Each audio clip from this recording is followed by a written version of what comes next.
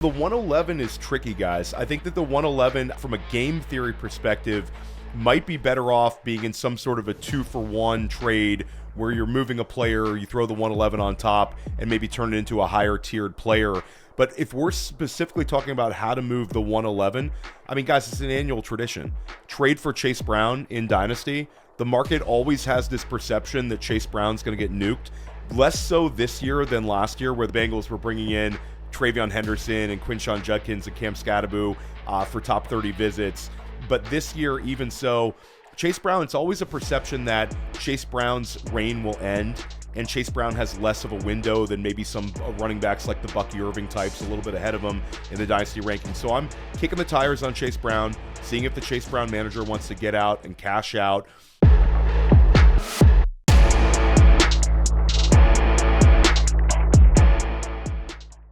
Hello, everybody. Welcome back to our small corner of the Dynasty space here with Fantasy Points Dynasty here on YouTube, growing every single day. If you're coming back, welcome back. If you're new here, welcome in. Pull up a chair as we discuss trading away these 2026 draft picks. It can be tricky, but we are going to give you a map to getting it done. You can go and watch our previous video where we discuss 1 through 6. Today, it is 7 through 12. I can't wait. Joining me, as always, Theo Greminger, Jakob Sanderson. Theo, what do you have on deck for everybody? Yeah, so I think our previous episode, some of the names we talked about with Jacob talking about the 105, and when I talked about the 106, I think some of those names would still apply for the 107 if you're talking about trading the pick in February, sort of with a little bit more of the allure of the unknown surrounding it. I think with the 107, you're still in a pretty good shape to be able to turn it into something decent. Again, the 2027 first conversation we had last episode, where can I get a 2027 first for the 107?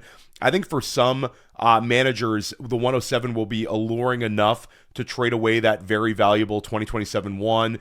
You know, there's always going to be dynasty managers who love being OTC in dynasty rookie drafts, regardless of what's going on in the open market. I think that trade's out there in a number of leagues.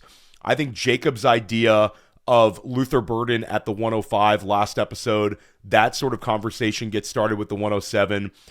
I talked about Chris Olave at the 106. I would send that 107 offer for Chris Olave. I think that's a clear slam dunk win if you're able to turn it into Olave, even if I need to put something else on top of the 107. And a couple of new names, guys, that I'd throw into the conversation here. Breece Hall, who the Dynasty Marketplace is probably at its lowest point for Breece Hall, despite a potential light at the end of the tunnel for him finding better environment somewhere else in free agency. That might be out there. I think the Breece Hall manager might look at that as a potential get-out price tag before he enters free agency. I'd be very comfortable and excited to take on Breece Hall for this price tag. I think Tyler Shuck, it's worth having this conversation, especially in a weak quarterback draft class. Jacob and I talked before the show, and he thinks it might be a little light for Shuck, but I do think that there's going to be a number of dynasty managers out there who view Tyler Shuck as a found money asset, where they used a 301, they used a 212. They took him sort of because they had to, because he's a quarterback in a Superflex Dynasty rookie draft. But there's still the perception with Shuck that he's a short-term answer at quarterback, that New Orleans could move off of him in 2027. He might box himself out of that situation by winning games this year, though, guys. I think he's legit good. He's legit good at scoring fantasy points. And I think Tyler Shuck for the 107 would be a win, especially considering we have a complete lack of clarity as to who the quarterback 2 is. So sort of a wide range of names here, guys, but Breece Hall, Tyler Shuck, 2027 first, all those sort of ring true when I'm talking about the 107 and cashing out. Yeah, it's not even that far off if you look at what the startup ADP would be between the pick and Tyler Shuck. They're going very, very close together. I don't feel like that's a long shot at all. Fantasy managers do get scared off a little too easily. Let's move it along with the 108. This is such an interesting pick for the manager that has it. You were in the mix. You didn't make it all the way to the end. What can you do here with the 108 to help solidify that push next year? Yeah, so I think the same names apply here. where you're sitting at the 108. The perception that the 108 and the 107 are very similar right now in the open market for dynasty trades. So again, Breece Hall, Luther Burden, Tyler Shuck, 2027 first, those are almost auto selects. And at this point, I'm not looking to get 2027 first plus. A straight up 108 for a 2027 one is a win, especially when we look at the value of 2027 first. Another name that I'll throw out into the mix here is a player that I know you're very high on, Thomas, and I think could be set to have a career year, and that's Zay Flowers, wide receiver of the Baltimore Ravens. Flowers last year had the best production he's ever had as a pro, and now the offensive environment in Baltimore looks like it could be a little more pass happy than we ever saw in the Harbaugh-Munkin era, really since the Joe Flacco days. Lamar Jackson, of course, is going to run a lot, but maybe runs a little bit less like we saw last season. And with Zay Flowers, I think there's a chance that he is a top 10 scorer at the wide receiver position this year. The pass volume, he's got so many outs for this, guys. The pass volume could trend up. The targets could go up. Or, everybody loves this term, positive touchdown regression here, where he's been a player that looks like a guy who could be an electric scorer, a guy who produces a number of touchdown scores, but for whatever reason throughout his career they just haven't been there. So he's got so many outs.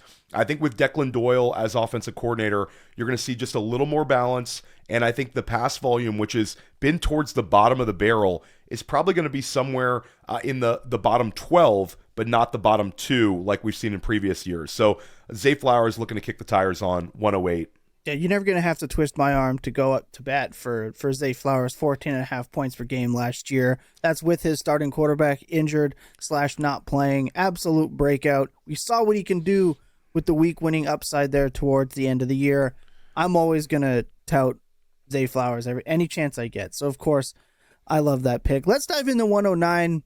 109 generally ends up feeling like a throwaway pick for most people, but I think we can turn it into something quite valuable. Jacob, what do you have? I mean, first off, I love the Zay Flowers shout. Definitely another one of my favorite dudes.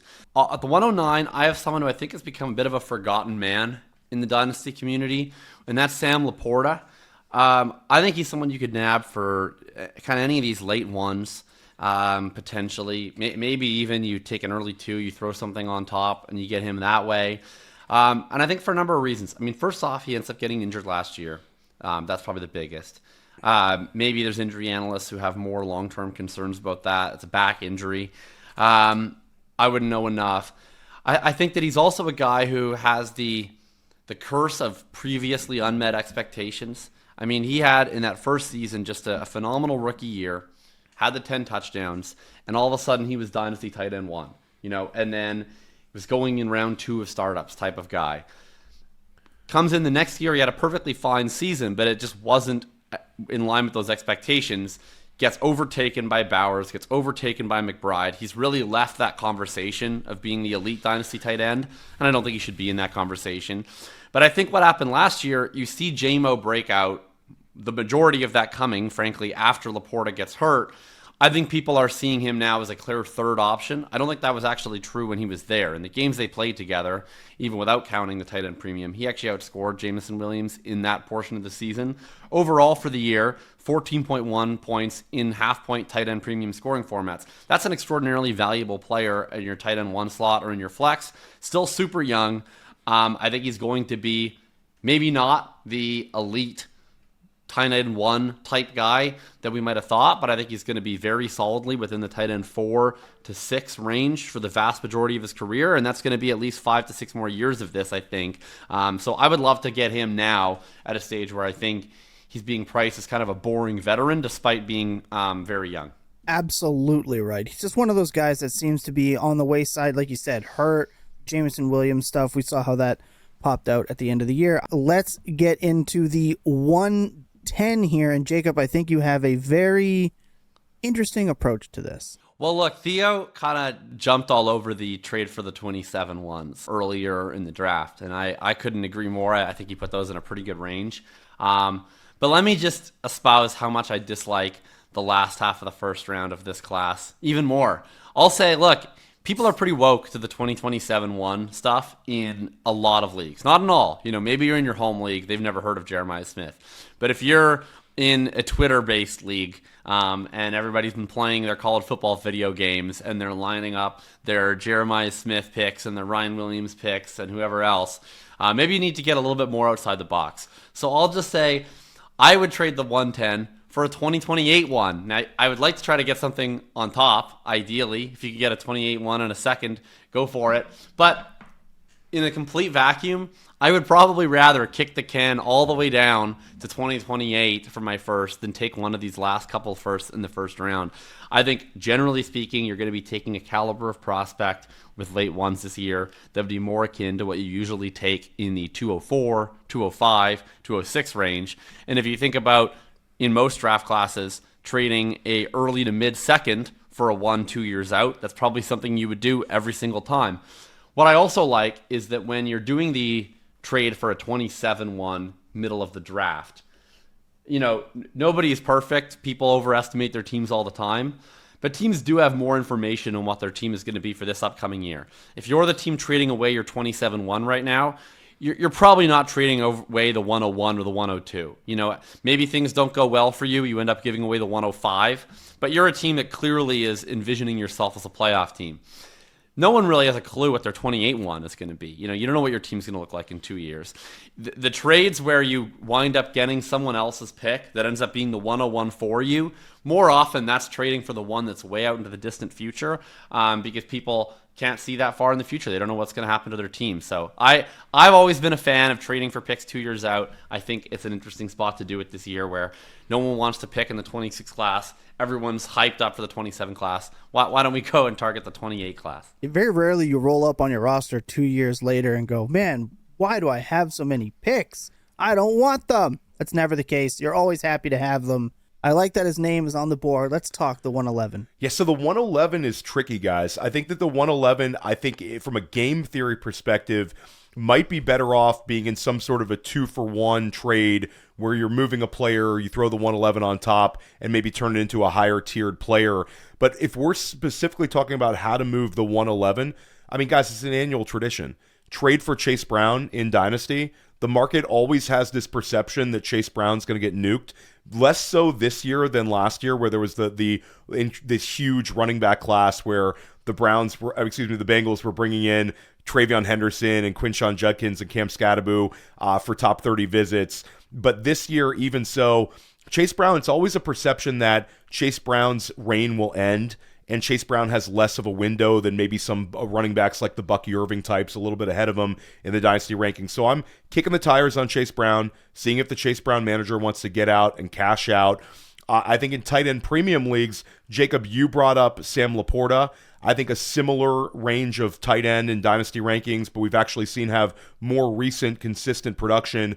I think Tucker Kraft, especially coming off of an injury, with a lack of clarity as to the pecking order in Green Bay with the target distribution, I think Tucker Kraft is worth kicking the tires on at the 111. And then if we're just trying to get cute here, can I put the 111, if I want to sort of risk it a little bit that my team's going to be good, can I put the 111 with a 2027 second to try to turn that into a 2027 first? Those sort of creative ideas need to be out there. Maybe it's the 111 and the 211. Does that get the conversation started for a 2027 one? Get creative with this pick because, again, I think that the market understands that not only is this pick not that valuable, but there's a perception that this could end up being a wider range when you get to the 111, 112. It might be similar value to the 203, 204. So I'm trying to get creative with it. The fact that it has a 1 ahead of it is probably the best thing about this pick. Yeah, you're looking for the manager that always likes to declare that a first is a first no matter what.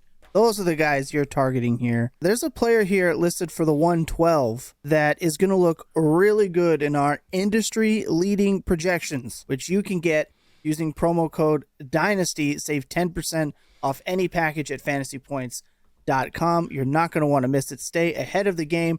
Earn yourself some bank. I guarantee that will pay for itself.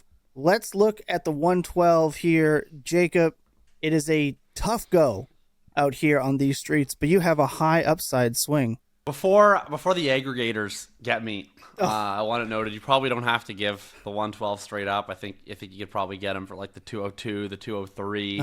So maybe ask for a third back. But our episode is ending here, so I wanted to take a home run swing with the last pick and someone that I would like to get on my dynasty teams. Malik Willis is my pick here. I mean, you look into this quarterback range of guys you could realistically get with a very late one, and it's predominantly, we're talking about either guys that don't score fantasy points or guys that are a year or two from retirement. And the one exception to that for me is Mr. Willis. We live in a world where Sam Darnold just won the Super Bowl. We saw the Geno Smith renaissance. We saw the Baker Mayfield renaissance. There's no question that more and more quarterbacks right now are coming into the league unprepared. They're getting better through developing as a backup. And then all of a sudden, they're looking better and better. I think that Willis's tape last year looked phenomenal. His stats were phenomenal. I get he was playing in a Matt LaFleur offense, which is very quarterback friendly. But I think he's going to have a chance to start this year for sure. And his best ball ADP to me suggests that people in the market are giving him about a 60-70% chance of starting. I suspect that carries over to Dynasty. If you start making a list of 32 quarterbacks, I think it's like almost impossible to count all the way there without Malik Willis ending up taking a starting chair. Is there risk in trading for him? Of course. We have a very tiny sample of him looking good. But he runs his ass off. He throws deep. So if he's going to start and he's even decently good, if he's even like a top 20 real-life talent quarterback, you're getting probably a fantasy QB1 for 2, 3, 4 years down the road. If he's not, whatever, you bust on things. But in terms of, if we're looking at the upside of him versus the upside of guys going in that 112 to the early second range in rookie drafts, I think Willis is clearly higher. I mean, his true upside case is probably higher than Fernando Mendoza's. And then you look at downside, there's a lot of downside to Malik Willis. But again, we're talking about guys at the 112 that I think are more like 204, 205, 206 type picks. I mean, there's plenty of downside to these guys. Even last year, you look at Matthew Golden was a guy who was in the 112 range. I mean, good luck getting more than a late second for him right now. How about Caleb Johnson? And he had first-round draft capital. Caleb Johnson was going in this range. You're not getting more than the third for him right now. So I think that the downside is very similar between Willis and these types of guys. I think the upside is way higher, and I'd be willing to make that bet. Yeah, I mean, it's a strong bet. I like that one a lot, and I think Willis is cheaper in a lot of leagues now. I think also I'd be comfortable offering and I think that this potentially could be out there, a 2027 second for Willis. Willis, as long as he's on an NFL field next year, he's a threat to be up there in terms of maybe the most productive rushing quarterback next year. I think 700 plus rushing yards. If he starts, he's going to be in that wheelhouse. And Jacob, you're getting a player that, even though he's been a backup, he's 26 years old. So Malik Willis, there's some room to run. Could he potentially be more than just a bridge quarterback? Could he be a guy that gets to a franchise like a Miami and maybe becomes the answer there and gives you a 3-year starting shelf life for your Superflex roster? I like that call a lot. It's aggressive, but I think that once he signs the dotted line and people see what a team's willing to spend on Malik Willis in free agency and the fact that he's going to be signing with someone as a starting quarterback, that trade might not be available to you when we get to like the middle of March. So I think taking advantage of the fact that we're pre-free agency might be your best time to get a Malik Willis. Yeah, there's no bigger swing than a swing for a starting quarterback in Superflex formats. That being said, hope you enjoyed this 2-part series. We're going to have more coming for you here in the offseason. Remember, again, the like and subscribe button are free to hit, and it helps us more than you know. Thanks for joining us again. Theo Greminger, Jakob Sanderson, I'm Thomas Tipple. Remember that clear eyes and full hearts can never lose. Your best days, well, they're always spent tilting. We'll see you next time.